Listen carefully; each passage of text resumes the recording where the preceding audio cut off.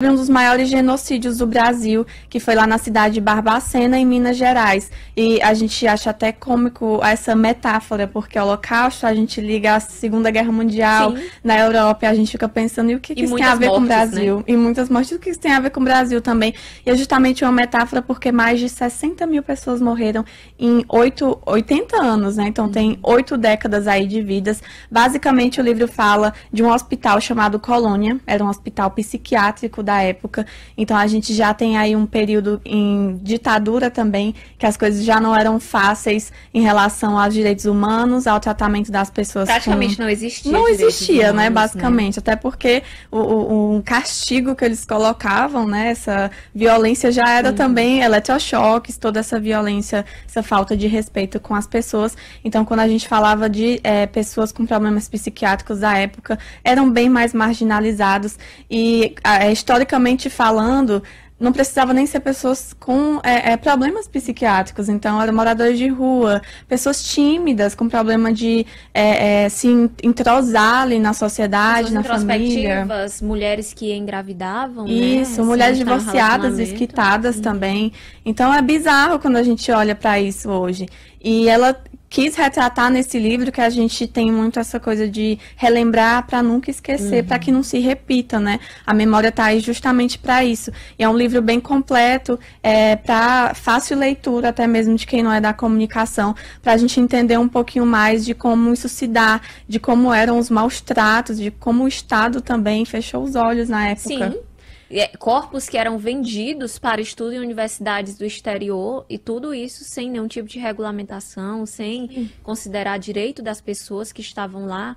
Não havia familiares, não havia comunicação, nada. Tudo isso aconteceu no Brasil. Isso, no Brasil, em Minas Gerais. E é engraçado que muitas pessoas ainda de Minas Gerais vêm sabendo desses casos hoje em dia. Então, mesmo no livro quanto no documentário, ela traz pessoas já idosas, de terceira idade, sabendo que a mãe, por exemplo, fazia parte daquele hospital, acha o nome, então tem todo aquele momento sensível.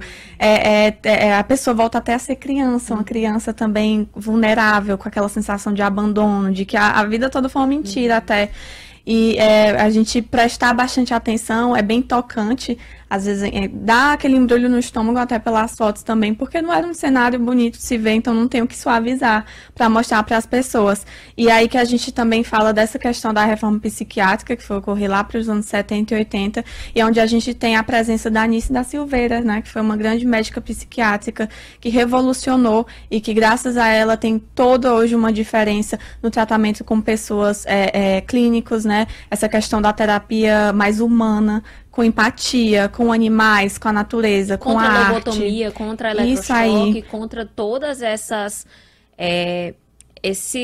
como eu posso dizer, que era utilizado nessas pessoas, esses tratamentos. Que era para tratar, né?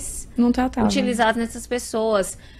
Havia lobotomia com picador de gelo. E a Anísia veio e foi contra tudo isso. E claro, a medicina, os médicos, os psiquiatras brasileiros, todos foram contra ela naquele momento. E um fato curioso também, tratado tanto no filme quanto na série, no livro, quer dizer, é que a gente tem esse pensamento de que essas clínicas deveriam ajudá-los, né? Deveria ter um tratamento, por que fosse, então, ou terapia, ou remédios, mas o hospital tinha acoplado junto a ele um cemitério já. Então, era basicamente, você tá ali segurando aquela vida até onde der, mas já tem onde depositar, porque era basicamente um depósito. E eles só queriam se livrar daquelas pessoas.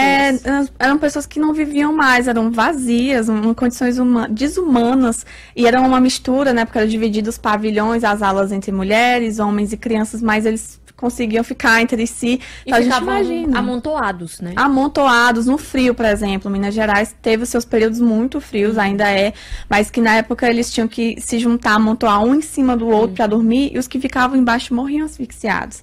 Então, era essa leva de corpos, até como a Nájila citou, dos corpos que iam eram mais de 1.800, vamos somando aí a quantidade de corpos aí para somar 60 mil pessoas, é muita gente, é muita história, e esses tipos de denúncias são importantes para a gente ver que essas pessoas existiram, essas pessoas que tiveram a vida roubada, a possibilidade de viver com suas famílias. A gente ainda tem declarações de pessoas que moraram e que sobreviveram, né? Mas que a gente vê sequelas, não tem como não deixar uma sequela para o resto da vida, principalmente na terceira idade, que isso acomete ainda mais problemas mentais na terceira idade, de demência, o que for.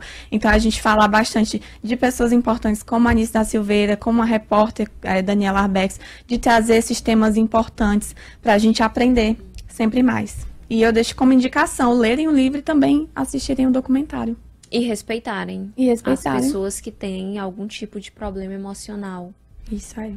A gente aproveitar a nossa tecnologia de agora, sim, né, com Nájila? certeza. A gente tem opções para esse tipo de cuidado, a gente tem informação para que a gente possa ajudar outras pessoas de maneira humana e muito mais empática. Isso é muito importante para a gente. Com certeza, né?